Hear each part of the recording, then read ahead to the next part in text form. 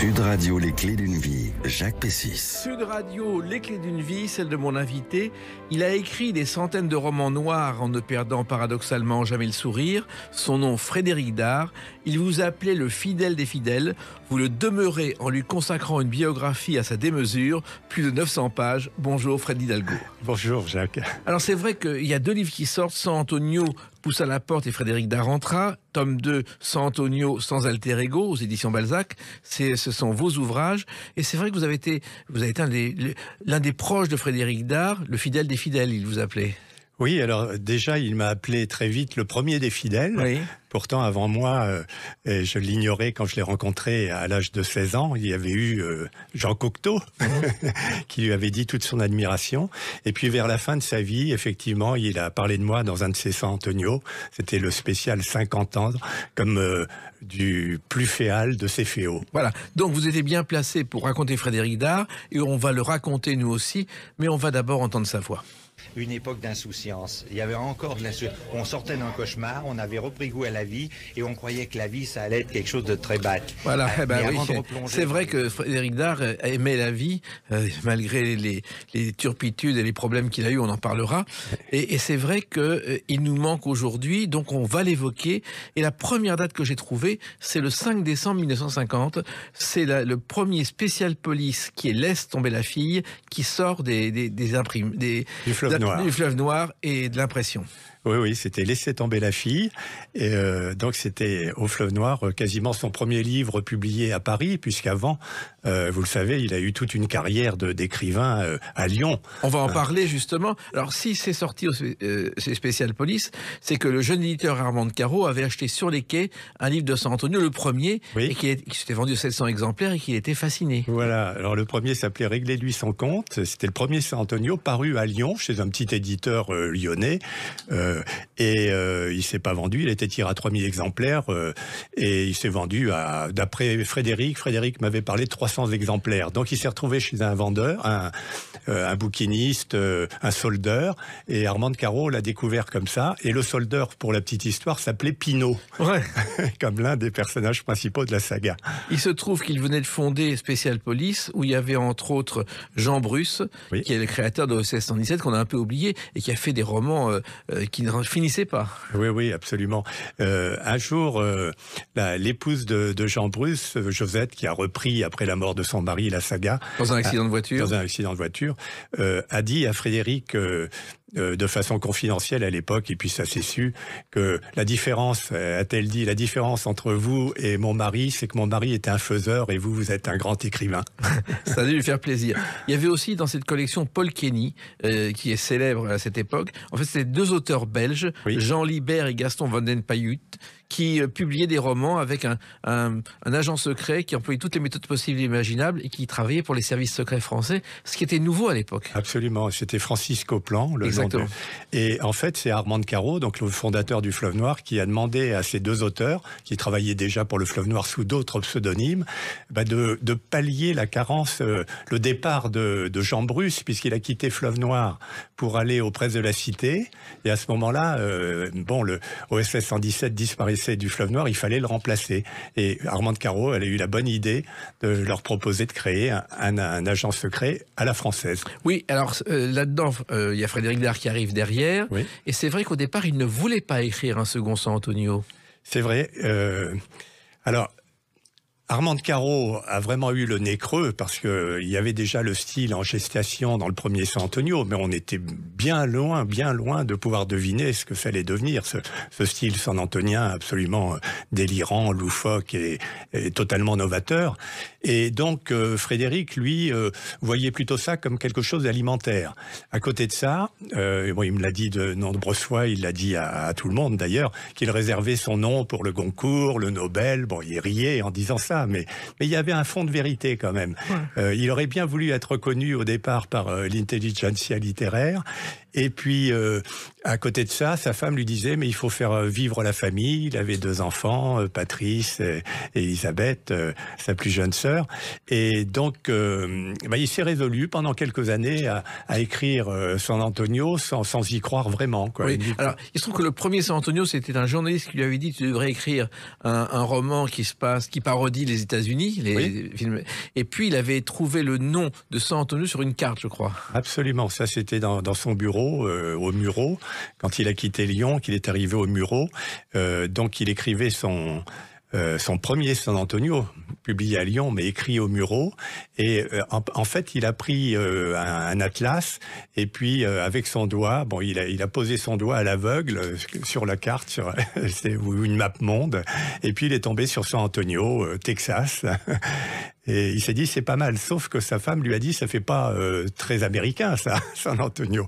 Mais bon, elle lui a dit, mais tu as choisi de faire comme ça, on s'y tient. Voilà. Et il se trouve que San Antonio, c'est une ville très célèbre parce que Fort Alamo, c'était là. Oui. Et David Crockett est mort à Fort Alamo. On le voit dans le film avec John Wayne. Absolument, oui. Alors, il se trouve ensuite donc, que ça marche. Et il ajoute surtout cette touche personnelle, cet esprit San Antonio, cet esprit Frédéric Dard, qui vient des soirées qu'il a passées à Lyon dans ses jeunes années, je crois, Fred Hidalgo. Absolument, parce que pendant l'occupation, il y a eu énormément de journalistes, de grands journalistes qui sont descendus à Lyon. Et Frédéric Dard a eu la chance de les côtoyer. Il travaillait, il était jeune journaliste, il était rentré dans un mensuel qui s'appelait Le Mois à Lyon. Et grâce à son mentor, le directeur du mensuel, Marcel Grancher, qui était lui-même auteur de romans un peu aigrillards, humoristiques, il a rencontré ces gens-là. Et finalement, ils lui ont donné l'envie, évidemment, de monter à Paris. Et puis ce style à la Pierre Dac, je dirais, parce que c'est l'un des personnages qui ont fait que San Antonio est devenu San Antonio. C'est référentiel pour Frédéric Dard. Et Berrurier qui existait vraiment. Il a eu un modèle à Lyon, je crois. Berrurier, oui, il était petit et c'était quelqu'un de la famille, mais éloigné, qui s'appelait Louis Berruyer. Ça s'écrivait pas exactement pareil, mais c'était un unijambiste et ça avait marqué Frédéric Dard pour la vie parce qu'il l'a vu prendre un bain de pied au singulier, disait-il. Alors, avant l'écriture, il y a eu la lecture. Je crois que dans son enfance, Frédéric Dard a beaucoup lu, pour compenser d'ailleurs le fait qu'il n'avait pas beaucoup de copains. Voilà, et alors il faut remonter à sa naissance, parce qu'il est né, alors c'est drôle d'ailleurs, parce qu'il est né au premier étage d'un bureau de poste. C'était, le receveur s'appelait Frédéric Charles Berlet, c'était le second mari de sa grand-mère paternelle, Claudia. Et donc, il est né à l'étage supérieur du bureau de poste. Et il s'est déjà timbré, quoi. Voilà, il a dit, voilà, exactement. Et lui-même a dit, c'était prédestiné pour un futur homme de lettres. Et donc, sa grand-mère, elle l'a quasiment kidnappé à la naissance à ses parents. Et elle était boulimique de lecture. Et si bien qu'elle lui a vraiment donné une culture livresque absolument faramineuse. À 7 ans, il avait lu Les Pardaillantes, Zévaco, la Comtesse de Ségur, etc. Et à 11 ans, il avait lu Victor Hugo, Balzac, Tolstoï, Dumas. C'est absolument incroyable. Et résultat, il se retrouve, grâce à sa mère, Frédéric Dard, dans une école de comptabilité. Oui, voilà, parce que lui, c'était pas du tout son truc, si je peux dire. Et il a passé 4 ans, en fait, à l'école de la Martinière, tout en travaillant déjà un petit peu pour Le Mois à Lyon, mais pas comme journaliste encore. Il s'occupait de récupérer les créances des publicités impayées. Et donc là, ça a été catastrophique. Sur la fin de sa vie, il disait je sais toujours pas distinguer la colonne de gauche de la colonne de droite, le passif de l'actif. Mais ses parents le voyaient bien devenir comptable. Oui, c'est raté de ce côté-là, sauf qu'il commence à écrire des nouvelles. Et j'ai découvert que la première nouvelle de Frédéric Dard, qui s'appelle Le Monocle révélateur, est parue dans le journal de Mickey. Exactement. C'est assez étonnant. Ah oui, c'est fou. Oui. Et il a en réalité publié des dizaines, pour ne pas dire des centaines de nouvelles. Très jeune, alors dans des tas de journaux différents, pendant l'occupation déjà. Et puis, effectivement, le monocle révélateur, c'était la première. Et alors, il se trouve que le journal de Mickey est né parce que Paul Vinclair, qui était éditeur, va voir Walt Disney à Londres, lui dit « Je veux faire un journal de Mickey ». L'autre lui rit au nez, il n'y croit pas une seule seconde. Et il a donné son accord sur une carte de visite. Et Disney l'a regretté ensuite parce que le journal de Mickey a très très bien marché. Ah oui. Donc, il y a la guerre, il est à Lyon, il connaît des moments difficiles parce qu'il a connu le temps de la vache enragée, Frédéric Dard. Ah oui, oui, vraiment. Et alors, la vocation d'écrivain lui est venue très tôt.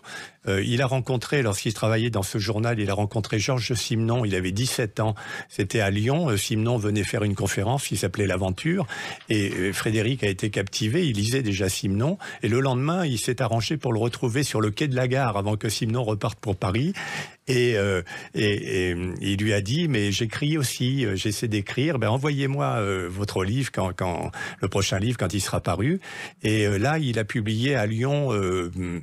déjà une vingtaine de livres sous son propre nom, et puis au moins autant sous pseudonyme, avant d'arriver à Paris. Voilà. Mais il écrivait sous des pseudonymes dont il ne se souvenait pas ensuite, pratiquement. Ah oui, non, sur la fin de sa vie, on a essayé avec lui de savoir quel livre il avait pu écrire, et on lui rappelait certains pseudonymes qui nous paraissaient évidents compte tenu du style et tout, et lui s'en souvenait plus du tout. Mais il écrivait en un temps record. C'était un don. Mais comme Simenon, c'est-à-dire qu'il était capable d'écrire un livre en 8 jours ou 15 jours. C'est fou. À sa grande période au Fleuve Noir, là je saute un peu les années, mais il va écrire jusqu'à 11 livres par an. Mais comment il faisait ? Il expliquait ça ? Il n'arrêtait pas. Bon, d'une part...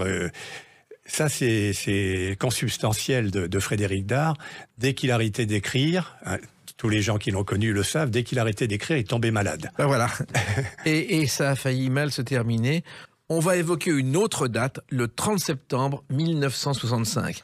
A tout de suite sur Sud Radio avec Fred Hidalgo pour parler de San Antonio. Sud Radio, les clés d'une vie, Jacques Pessis. Sud Radio, les clés d'une vie, mon invité Fred Hidalgo, qui est le biographe de San Antonio à travers 2 livres, San Antonio pousse à la porte et Frédéric Dard rentra, San Antonio sans alter ego chez Balzac Éditions. Effectivement, vous avez été très proche de San Antonio, vous l'avez connu, on racontera comment tout à l'heure, et on évoque la vie de Frédéric Dard. San Antonio, c'est presque un euphémisme de parler des deux. Et une date importante et triste, c'est le 30 septembre 1965, car dans la nuit du 28 au 29, il a tenté de mettre fin à ses jours. C'est ça, il est monté chez lui au grenier. Il avait au rez-de-chaussée un saloon, il s'était fait un bar saloon, il y avait un lasso qui traînait. Donc il est descendu, il revenait de passer une soirée chez des amis à Neuilly. Il s'est saisi du lasso, il est monté, il l'a fait passer par-dessus la poutre, autour de son cou, et là, il a perdu connaissance, il s'est pendu. Et sa femme l'a entendu, sa femme qui était là avec sa fille, l'ont entendu. Et heureusement, avec l'aide de la dame qui était là, qui est la femme de ménage, elles ont réussi toutes les trois à couper la corde. Et il est resté quand même 10 heures dans le coma. Et beaucoup de gens ont cru qu'il était mort à ce moment-là. Et alors, pour raconter l'histoire, parce que... On a dit que c'était du surmenage, c'était pas ça du tout. Non, c'est pas ça. Alors évidemment, il y avait une part de surmenage, parce qu'il écrivait énormément. 15 heures par jour. Voilà, c'était fou, il pouvait pas s'en passer. Mais c'est parce que il était en train de refaire sa vie, en réalité. Il était tombé amoureux de la fille de son éditeur, Armande Caro, Françoise. Il l'avait connue quand elle avait 16 ans, je crois. Voilà, exactement. Et elle était admirative devant lui. Et puis elle est tombée, elle aussi, amoureuse de l'homme. Et ça durait donc déjà depuis quelques mois. Et Frédéric était un homme... Bon, on en reparlera, mais extrêmement bon, intègre, loyal, féal, etc. Pour lui, c'était un vrai dilemme cornélien. Il pouvait pas se résoudre à quitter sa femme, mais non plus à ne pas vivre sans son nouvel amour. Surtout que Françoise s'était mariée au départ à quelqu'un d'autre. Oui. Ça s'était mal passé. Et un jour, il se trouve à Courchevel et elle lui dit qu'elle est libre. Exactement. Et en plus, Françoise avait eu un enfant dont Frédéric était le parrain. Voilà. Et donc, Frédéric m'avait raconté l'histoire, et puis ensuite il a écrit un livre magnifique qui s'appelle « C'est mourir un peu ». D'ailleurs, au passage, je lance un appel parce que ce livre-là n'a jamais été réédité, jamais, pas une seule fois, alors qu'il aurait mérité le Goncourt cette année-là. Et donc, il m'avait dit qu'il était pas mal éméché en revenant de la soirée chez ses amis. En fait, il revenait de chez Jean-Jacques Vital, qui était un producteur très connu à l'époque. De radio et de télévision. Voilà. Et donc, il avait bu plus qu'il n'aurait fallu. Bon, je passe les étapes, mais il me dit à un moment donné, mais tu sais, ce qui est formidable, c'est que moi, intimement, j'ai la conviction de ne pas m'être pendu, d'avoir fait un simulacre de suicide. Et alors que, évidemment, non, il s'était pendu pour de bon. Et donc, ça a été quelque chose qui a marqué un avant et un après. Ça a été difficile, ça a été douloureux pour sa fille notamment, avec qui il entretenait des relations très très fortes. Donc il y a eu 6 mois qui ont suivi, où il a continué de vivre au Mureau, et en même temps il avait pris un duplex sur l'île Saint-Louis, rue Budet, où il m'a invité plein de fois. Et à partir de là, la fin de l'année, début de l'année suivante, eh bien, il s'est installé complètement avec Françoise Decaro à l'époque.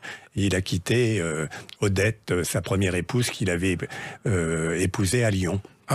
Juste avant la guerre, je crois. Juste avant la guerre, très jeune, il l'avait rencontré à l'âge de 14 ans. Oui, alors, il se trouve que Armand de Caro n'était même pas au courant de la liaison de sa fille avec Frédéric Dard. Surtout pas. Mais moi, Armand de Caro est un personnage incroyable. Je l'ai connu dans mes jeunes années. Et quand on l'a interviewé, il avait un bureau où il y avait tous les gadgets possibles et imaginables. Il ouvrait un tiroir, il y avait un magnétoscope alors que personne n'en avait. C'était hallucinant. C'était un amoureux fou de la technologie.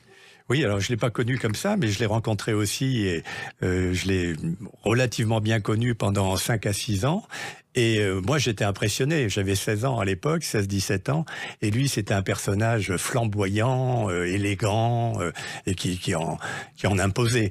Et ça a été quelqu'un je crois, à qui il faudrait rendre justice, parce que finalement, un peu comme Harry Potter a redonné le goût de la lecture à plein de gens, je crois que les romans publiés au Fleuve Noir ont donné simplement le goût de la lecture à un public, mais monstrueux, puisque les tirages de ces livres étaient faramineux à l'époque. Plusieurs centaines de milliers d'exemplaires. Et San Antonio, donc, était en tête des ventes de livres, devant Agatha Christie, quand même. Oui, oui, absolument. Et on n'a pas à le réécrire aujourd'hui. Mais en même temps, Frédéric Dard, grâce à Françoise, a retrouvé sa verve et sa joie de vivre, Fred Hidalgo. Oui, alors il faut savoir que Frédéric Dard, c'est d'abord un personnage extrêmement désespéré. Ça, c'est sa marque de fabrique. Et c'est le rire et la politesse du désespoir. Toute sa vie, il s'est appliqué à faire en sorte que cette maxime résonne dans ses livres. Et avec Françoise, il a écrit un livre qui s'appelait Refaire sa vie, et ça a été ça, quoi. Il a retrouvé sa joie de vivre, et à partir de là, donc on est en 1966, San Antonio devient sa face ensoleillée, celle qui lui donne beaucoup de joie, beaucoup de plaisir, et le met en forme, alors que lorsqu'il écrit un Frédéric Dard, parce qu'il continuait d'écrire, c'était l'écrivain aux 2 visages, aux 2 facettes complètement antinomiques. Et les Frédéric Dard, c'était des romans noirs, vraiment très très lourds, très pesants, formidables, des romans d'atmosphère un peu comme à la Simon, mais avec la marque de fabrique de Frédéric Dard. Et quand il écrivait un Frédéric Dard, il disait « Ma femme n'aime pas parce qu'elle me dit « Ah là là, tu vas être insupportable encore pendant 15 jours ou 3 semaines ou 1 mois. » Ce qui est étonnant, c'est qu'il écrivait d'une traite sans faire de plan, un peu comme Simon d'ailleurs. Ça partait, il se mettait devant sa machine à écrire et ça y allait. Absolument. Lui, c'était la page blanche, et il avait une idée au départ, et après il se laissait entraîner. Les personnages se saisissaient de lui, et c'est un miracle, parce que c'est difficile à expliquer autrement. Alors, il y a eu une période où les critiques le détestaient, et puis il y a un livre qui est son Histoire de France revue et corrigée, qui se vend à plus d'1 million d'exemplaires, et là les critiques commencent à s'intéresser à Frédéric Dard. Oui, alors c'est les premiers critiques. On est en 1964, c'est son premier hors-série en dehors des San Antonio, disons les livres de poche de la saga saga. Il sort un grand livre cartonné qui s'appelle l'Histoire de France vue par San Antonio. Là, il réécrit l'histoire de France en utilisant les ancêtres de Bérurier pour... bon, c'est tordant, il n'y a pas d'autre mot. Mais il faut une culture fabuleuse. Et en même temps, ça. il faut une culture fabuleuse. Et Frédéric Dard était un amoureux de l'histoire, donc il ne faisait pas d'impair. Hein. Et là, effectivement, on se dit, il y a quelque chose. Et c'est la première fois qu'on s'intéresse à lui à la télévision, par exemple. Oui, pour la première fois, il passe dans une émission. Avant, ça n'intéressait personne. Personne. C'est Christian Bernadac qui l'interviewe. Alors, c'est encore avec des pincettes, parce que c'est pas l'écrivain qu'on va interviewer dans son bureau. Là, c'était dans l'imprimerie du Fleuve Noir. Donc, disait, mais Frédéric Dard, il y avait 60 San Antonio sur une... qui était comme si on les pesait. Et disait, mais est-ce que vous n'aimeriez pas écrire pour une fois un vrai livre plutôt que tout ça? Oui, ça ne devait pas lui faire plaisir. Non, et en même temps, bon, il en avait vu d'autres, donc il s'en amusait. Il y a même eu à Bordeaux, à cette époque-là, un colloque autour du phénomène San Antonio. Voilà, c'est l'époque où je l'ai connu, ça s'appelle le phénomène San Antonio, et c'est Robert Escarpite, donc professeur émérite, qui était billettiste au Monde à l'époque, et qui était un fan inconditionnel de San Antonio. Et là, il y a eu un colloque avec des professeurs venus d'Allemagne, de Hollande, d'un peu partout, et ils ont disséqué la prose de San Antonio, et Frédéric était complètement fou à la fin. Il leur dit, je me souviens, il leur dit, mais j'avais construit une montre, vous venez de la démonter, et vous me demandez d'en expliquer encore les rouages, etc. Et donc, il a eu du mal à surmonter ça, parce que lui, il se voyait pas du tout, évidemment, à l'université. Okay. C'est une façon de remettre les pendules à l'heure aussi. Exactement. Il en était un peu fier, parce que lorsqu'il est venu me voir, il m'a offert un exemplaire du phénomène San Antonio qui n'était pas encore sorti. Alors, il se trouve aussi que à cette époque-là, Robert Escarpite a dit on devrait étudier la langue de San Antonio à l'école. Oui, absolument, c'était le premier, et ô combien il avait raison. Bon, on étudie bien Rabelais, et entre Rabelais et San Antonio, bon, personne d'autre, hein, je crois, dans cette veine-là. Il ne l'aurait jamais imaginé, Frédéric Dard. Non, jamais. Puis d'ailleurs, bon, quand vous lui en parliez, il était d'une modestie totale. Je lui reprochais, d'ailleurs, je me permettais de le lui reprocher amicalement, puisque bon, il me faisait l'amitié de montrer beaucoup d'affection à mon égard. Donc parfois, en privé, évidemment, je lui disais, mais Frédéric, je ne comprends pas. Quand vous êtes interviewé dans la grande presse, vous dites que vous avez honte d'écrire San Antonio, alors que c'est formidable, San Antonio, c'est novateur, personne d'autre n'écrit comme ça. Et puis, bon, je voyais bien que c'était une forme de modestie. Je peux pas dire que c'est formidable, parce que à ce moment-là, pour qui on va me prendre? Exactement. Autre date importante dans sa vie, et pas simple non plus à gérer, le 23 mars 1983. A tout de suite sur Sud Radio avec Fred Hidalgo pour parler de Frédéric Dard et donc de San Antonio. Sud Radio, les clés d'une vie, Jacques Pessis. Sud Radio, les clés d'une vie, mon invité Fred Hidalgo pour parler de Frédéric Dard, San Antonio, à qui vous consacrez 2 livres, un livre en 2 volumes, oui, plutôt. Le roman de San Antonio. Le roman de San Antonio en 2 volumes, chez Balzac Éditions, car vous l'avez bien connu, on le sait maintenant, et on va en parler tout à l'heure plus longuement, mais vous le connaissez tellement que la date du 23 mars 1983 vous dit forcément quelque chose. Cette nuit-là, sa fille Joséphine a été enlevée. Ça a été un drame incroyable. C'était dramatique, oui.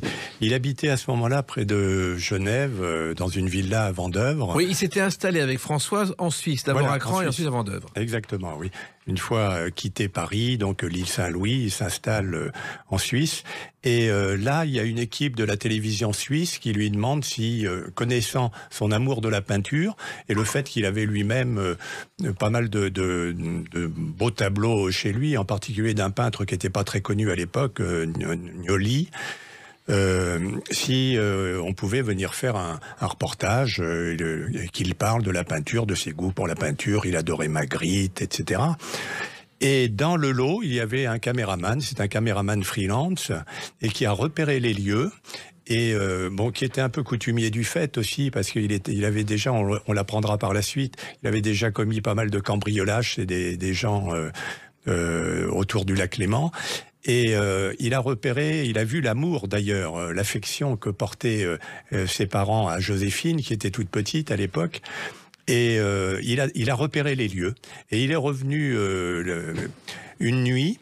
Il est monté avec une échelle qui était dans le jardin jusqu'au premier étage de la chambre de Joséphine. Il a ouvert la fenêtre, il l'a chloroformé et il l'a enlevé. Et au petit matin, Frédéric Dard avait un coup de fil et on lui réclamait une rançon de 2 millions d'euros, de francs suisses, s'il voulait retrouver vivante sa fille, et à la condition, bien entendu, de ne pas prévenir la police. Et il contacte néanmoins des inspecteurs, Frédéric Dard. Voilà, alors comme il connaissait bien des gens dans la police suisse, comme dans la police française, grâce à San Antonio, etc., il se trouve qu'au bout de 50 heures,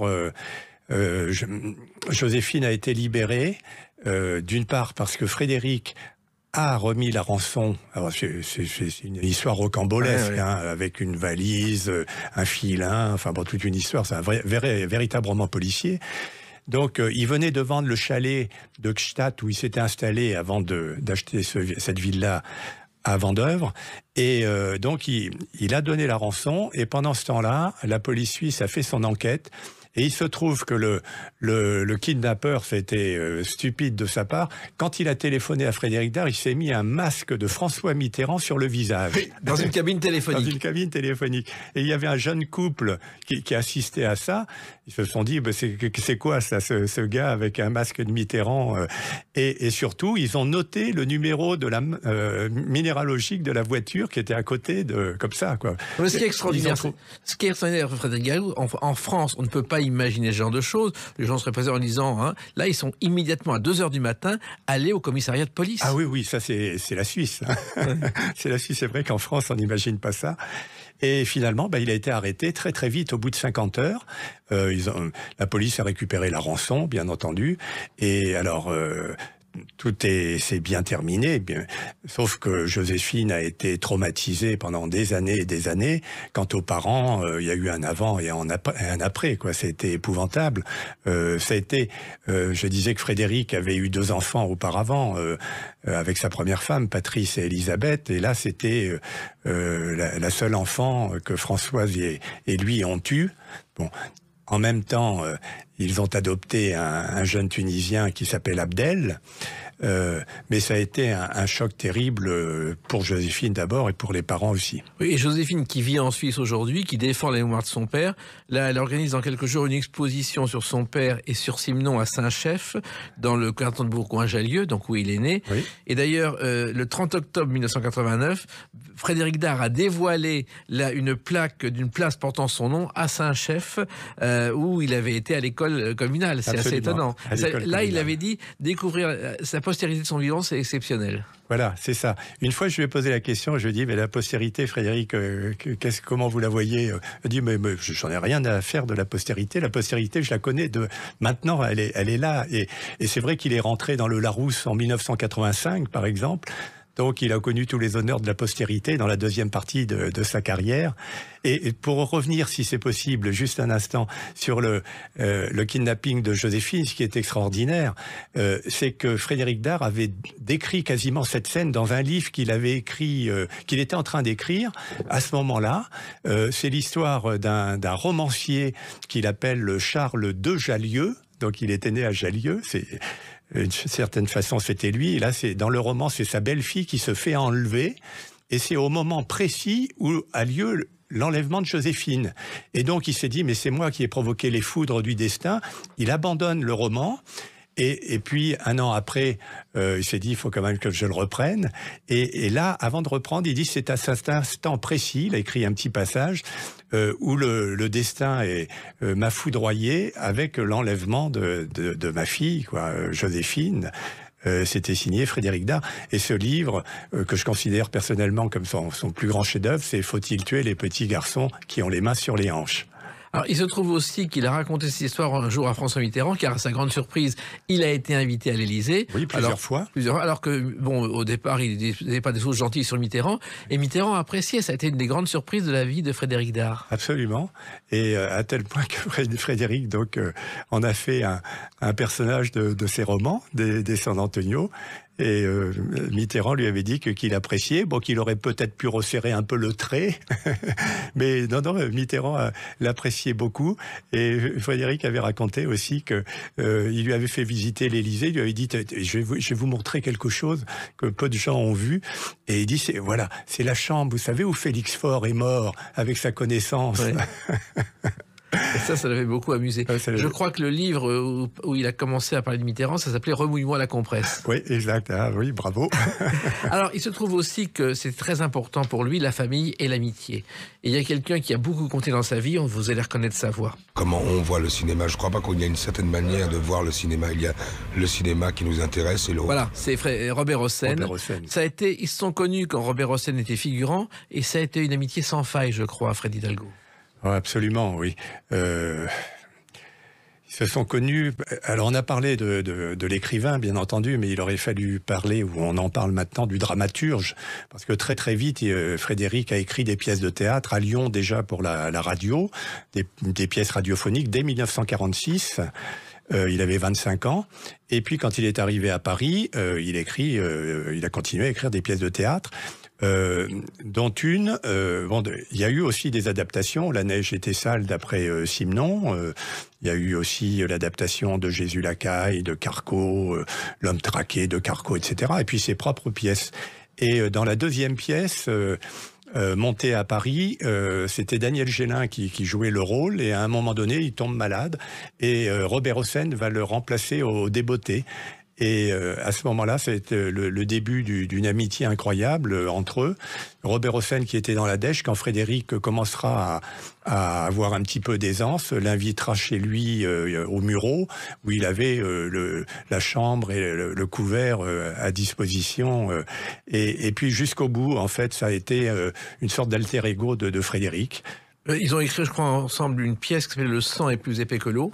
Oui, c'était un roman d'abord, et ils en ont fait une pièce, effectivement. Et moi, je me souviens un jour à la gare de Lyon, j'étais avec Frédéric Dard, Robert Hossein. Frédéric Dard repart pour Lyon, Hossein l'embrasse, lui fait des signes comme ils allaient se quitter pour la vie, alors qu'ils se quittaient pour 8 jours. Oui, c'était une fusion incroyable. Ah, c'est fou, oui. Alors, la seule chose, c'est que Robert Hossein n'a jamais apprécié San Antonio. Au début, je se disais, mais Fredo, il l'appelait Fredo, mais Fredo, comment tu peux commettre toi qui as tellement de talent, comment est-ce que tu peux écrire des San Antonio? Et c'est vrai que très vite, lorsque des romans de Frédéric Dard ont été portés à l'écran, c'est Robert Hossein avec C'est toi le venin, Les salauds vont en enfer. C'est Robert Hossein qui les a mis en scène. Et donc il y a eu le théâtre, le cinéma, et puis cette amitié fusionnelle jusqu'au bout. Et il y a aussi Jean-Pierre Mocky, et Jean-Pierre Mocky a adapté un roman qui aurait mérité le Goncourt, disent certains, c'est « Y a-t-il un Français dans la salle ?» Oui, alors je suis absolument d'accord avec ça, d'autant plus qu'on disait que Frédéric, pendant la première partie de sa carrière, était complètement boudé, snobé par à la fois les gens des médias et les gens de la littérature. J'ai retrouvé pour mon livre les listes des invités, par exemple la Lecture pour tous, qui était la grande émission littéraire de Pierre Dumayet, etc. Bon, il y en avait plusieurs milliers d'auteurs, et Frédéric n'avait pas été invité une seule fois. Il a fallu qu'il attende Italique, donc à la fin des années 70, et puis juste après Apostrophe, Pivot, pour être invité dans une émission littéraire. Et donc, là où c'est vraiment un point très très important, on est en 79 avec Y a-t-il un Français dans la salle, et c'est un mélange de San Antonio et de Frédéric Dard. Et Armand Caro, le directeur du Fleuve Noir, a eu le nez creux là aussi, en mettant en 4e de couverture, enfin Frédéric Dard et San Antonio ont opéré leur jonction. Et à partir de ce moment-là, on est en 79, Frédéric Dard ne signera plus aucun livre Frédéric Dard, tous du nom de San Antonio. Et l'histoire de Y a-t-il un Français dans la salle, c'était le chef d'un parti politique, Uras Tumla, qui s'apercevait qu'une lettre pouvant nuire à sa carrière avait disparu. Oui, un sujet toujours d'actualité aujourd'hui. Toujours d'actualité. Alors, et il y a aussi une chose qui l'a beaucoup marqué, c'est lorsque Jacques Chirac, Premier ministre, lui a demandé à Frédéric Dard de faire partie d'un haut comité de la langue française. Oui, c'est vrai. Et j'ai vu en plus cette lettre-là chez lui. Et bon, Frédéric n'aimait pas les honneurs. Hein. Il a toujours refusé toutes les médailles, etc. Mais ça lui avait plu, et ça l'avait touché, effectivement. Et vraiment, il a vraiment travaillé là-dessus parce que défendre la langue française, c'était essentiel pour lui. Ah, c'était vraiment quelque chose de très très important pour lui. D'autant plus que, bon, ça a été toute sa carrière. Il l'a dit je ne sais combien de fois. Il dit, j'ai fait ma carrière avec 300 mots. Tous les autres, je les ai inventés. Et tous les autres, il y a un dictionnaire San Antonio qui est paru de son vivant. Et il y avait 15 000 entrées, dont environ 10 000 néologismes. C'est pas mal. Autre date importante, lointaine, mais très importante pour vous, c'est le 13 juin 1965. À tout de suite sur Sud Radio avec Fred Hidalgo pour parler de Frédéric Dard et de San Antonio. Sud Radio, les clés d'une vie, Jacques Pessis. Sud Radio, les clés d'une vie, mon invité Fred Hidalgo, qui a écrit le roman de San Antonio en 2 volumes aux éditions Balzac. San Antonio pousse à la porte et Frédéric Dard entra. San Antonio sans alter ego, 900 pages sur San Antonio. Et si je parle du 13 juin 1965, c'est une date importante pour vous, je crois, Fred Hidalgo. Hyper importante, fondatrice dans ma vie d'ailleurs, à tout point de vue. Alors il faut remonter à, je dirais, 8 à 9 mois plus tôt, l'automne 1964. Et j'ai chez moi, dans ma bibliothèque, alors j'ai 15 ans à ce moment-là, j'ai 4 San Antonio en attente de lecture. Parce que quand j'allais à la maison de la presse, à l'époque, le Fleuve Noir, tous les livres étaient distribués un peu partout. Hein. C'était pas seulement les librairies, les relais H, etc. C'était des épiceries, des coins tabac, etc. Il y avait des tourniquets du Fleuve Noir. Et il y avait en particulier San Antonio. Déjà, c'est un nom étrange. Hein. C'était pas justement tous ces noms américains qu'on retrouvait aussi dans la chanson. Et puis des couvertures également qui m'intriguaient. Et un jour, j'en ai acheté 4 en même temps. Et j'avais mis, je les avais gardés dans ma bibliothèque. Je suis tombé malade, pour ne rien vous cacher, j'avais les oreillons. Et j'ai pris un San Antonio, j'étais confiné à la maison, je l'ai lu en 2 heures à peu près, et j'ai lu les 3 autres d'affilée. Ça a été un choc esthétique, mais énorme. Alors, pour vous dire, mon premier choc esthétique dans la vie, c'était Jacques Brel en 1957 avec Quand on n'a que l'amour. Bon, la chanson, c'est autre chose. Je suis tombé dedans à la naissance, quasiment. Et Brassens 57 et Frédéric Dard San Antonio, plus exactement, en 64. Donc vous écrivez à Frédéric Dard? J'écris à la San Antonio. Je ne savais pas je ne savais pas qui était San Antonio. Et j'écris au bon soin du Fleuve Noir. Mais j'attendais pas de réponse à cette lettre. J'ai été tellement marqué, mais vraiment un choc, un véritable choc, qu'il a fallu que j'exprime tout ce que j'avais ressenti sur le style, sur l'amour pour sa maman, Félicie. Enfin bon, j'ai reproduit la lettre dans le roman. Et alors franchement, je m'y attendais pas. Je reçois une réponse signée San Antonio.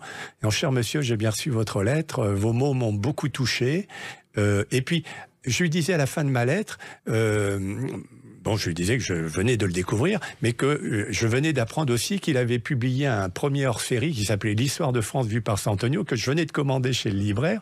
Et à la fin de sa lettre, où il me disait que mes mots l'avaient touché, il me disait, quand vous aurez lu l'Histoire de France, réécrivez-moi. Alors voilà, j'étais obligé. C'était parti. Alors finalement, ce qui est extraordinaire, c'est que le 13 juin 65, il vient chez vous. Voilà. Donc début juin 65, il m'envoie une petite carte. Il me dit téléphonez-moi un matin de cette semaine. J'ai envie de vous rencontrer.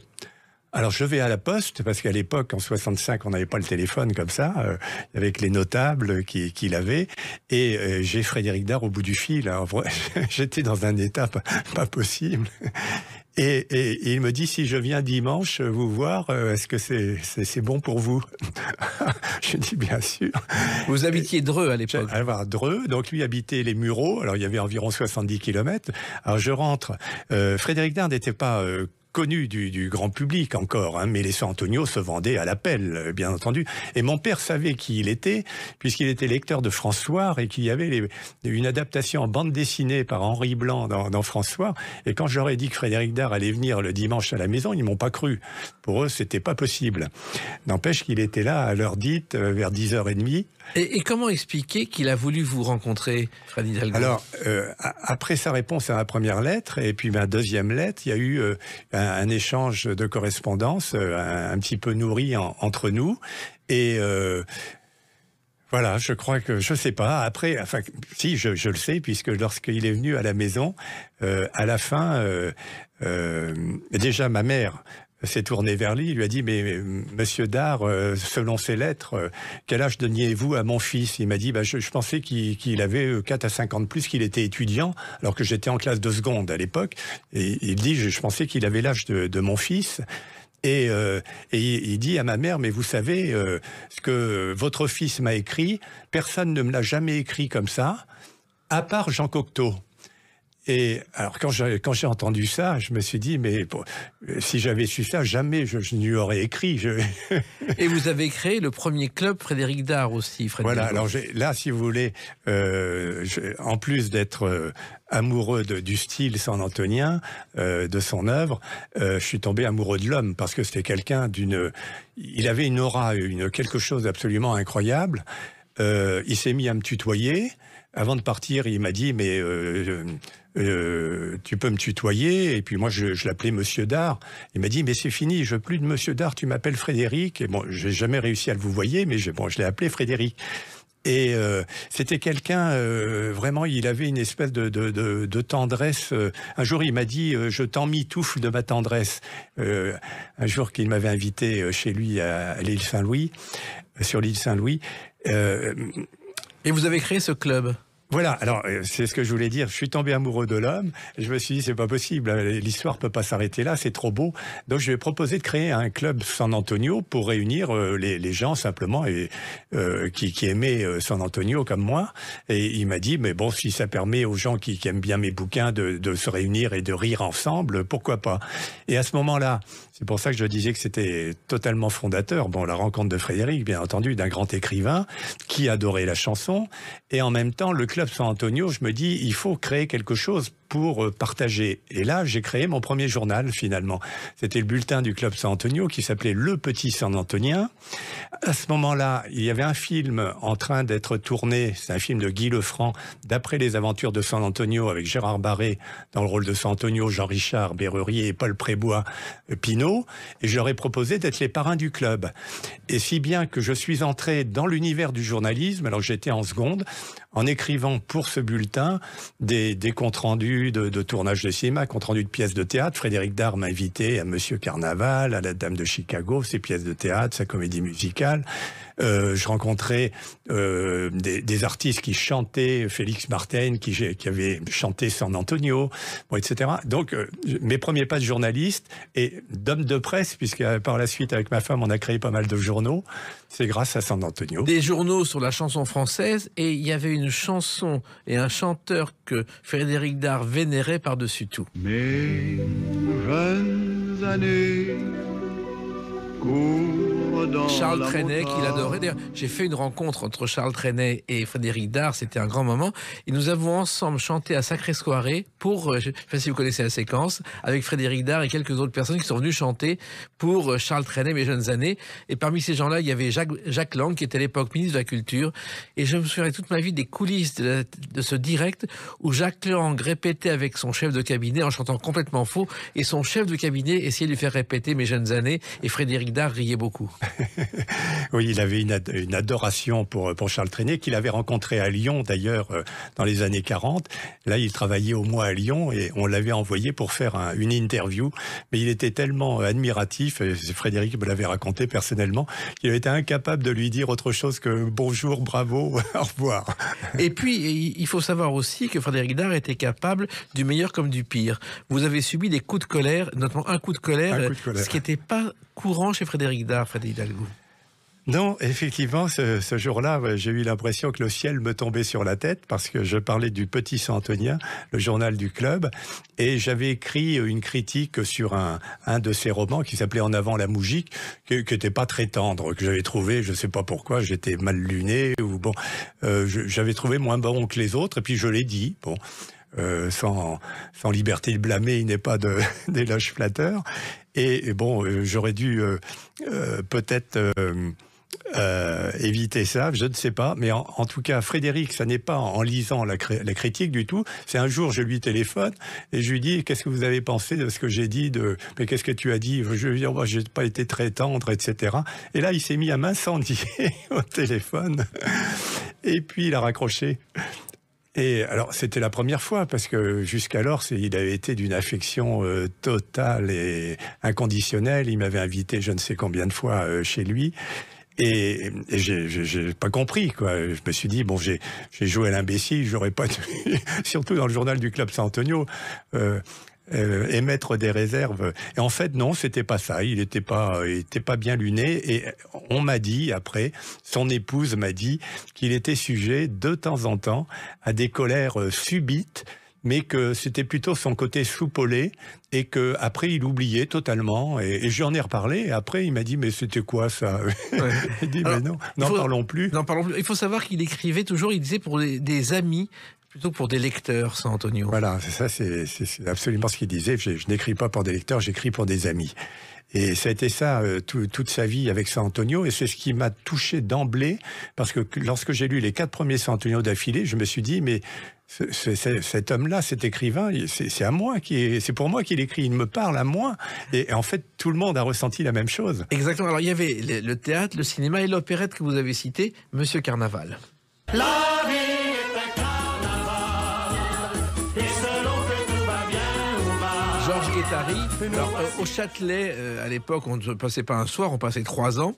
Et Monsieur Carnaval a duré plusieurs années. Frédéric Dard avait écrit le livret. Oui. Et ça a été un succès. Et un jour, Maurice Lehmann, le metteur en scène, vient sur scène. Charles Aznavour écrivait des musiques. Mais il travaillait sur une musique. Lehmann le regarde et fait, c'est pas mal cette musique. Et tu devrais finir la chanson. Et qu'est-ce que c'était ? La Bohème. Voilà. Qui est né pendant le spectacle de Frédéric Dard. Par Georges Guettari, donc dans Monsieur Carnaval. Et donc là, on est à la fin 65. Et après le suicide manqué, j'ai revu Frédéric au mois d'octobre. Pour la petite histoire, d'ailleurs, il me dit, tiens, je vais te donner un scoop. Il m'avait invité à déjeuner près du Fleuve Noir. Il me dit, je viens de l'apprendre. Là, c'est Armande Caro qui vient de me l'apprendre. On m'a demandé si j'étais là, je sais pas, vendredi ou samedi prochain, pour recevoir le prix gaulois que Pierre Dac allait lui remettre pour le Standinge. Exactement. Avec un discours formidable. Et là, il me dit, j'ai terminé l'opérette Monsieur Carnaval au Châtelet, etc. Ça t'intéresse? Je lui dis, ben, vous savez que j'adore la chanson. Il me dit, bon, ben, je te mets deux places pour... Et donc, j'ai assisté à la première de Monsieur Carnaval. Et c'était formidable, moi, alors, à 16 ans, de découvrir le Châtelet, tout ce décorum, les danseuses, et arriver à la Bohème. Les chansons étaient formidables, tout me plaisait. Mais la Bohème, tout d'un coup, cet instant de grâce incroyable. Et puis, effectivement, Charles Aznavour l'a enregistré immédiatement. Et on sait le succès que ça a été. Alors, Frédéric Dard nous a quittés le 6 juin 2000.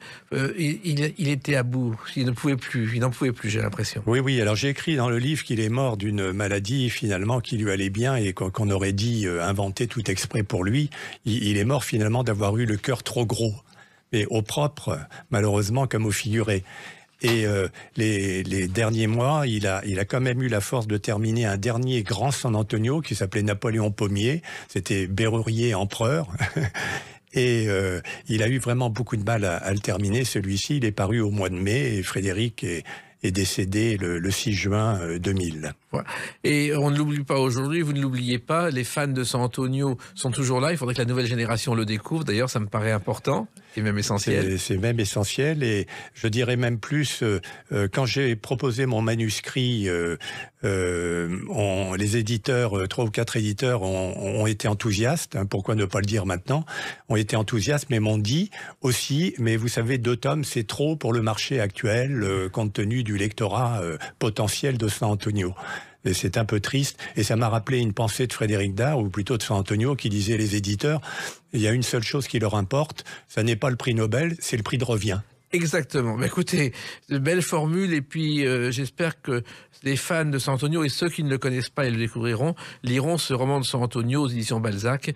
Merci de l'avoir écrit, merci d'avoir eu le courage de le publier, et Frédéric Hidalgo, et merci de défendre la mémoire de Frédéric Dard. Merci beaucoup, Jacques. Les clés d'une vie, c'est terminé pour aujourd'hui. On se retrouve bientôt. Restez fidèles à l'écoute de Sud Radio.